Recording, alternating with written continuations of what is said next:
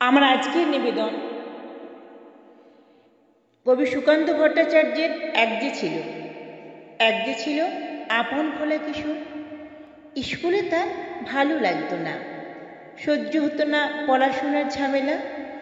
আমাদের চলতি লেখাপড়া সে শিখল না কোনো কালে, অথচ সে ছাড়িয়ে গেল সারা দেশের সবটুকু পাণ্ডিত্যকে। কেমন করে? সে প্রশ্ন আমাকে করো না। বড় মানুষের মধ্যে গরিবের মতো মানুষ, তাই বড় হয়ে সে বড় মানুষ না হয়ে মানুষ হিসাবে হলো অনেক বড়। কেমন করে? সে প্রশ্ন আমাকে করো না।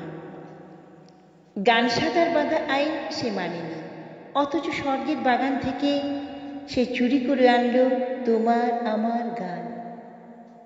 কবি সে, ছবি আঁকার অভ্যাস ছিল না ছোট বয়সে, অথচ শিল্পী বলে সেই পেল শ্রেষ্ঠ শিল্পীদের সম্মান।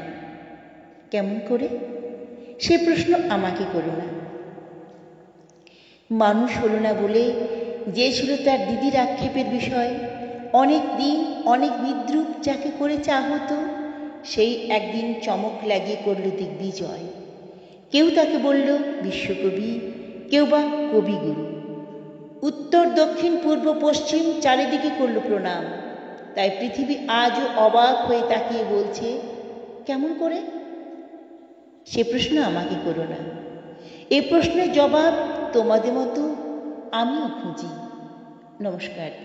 কবিতাটি ভালো লাগলে লাইক করবেন এবং কেমন লাগলো তা কমেন্টে লিখে জানাবেন। আবার এরকম কবিতা শোনার জন্য চ্যানেলটিকে অবশ্যই সাবস্ক্রাইব করবেন।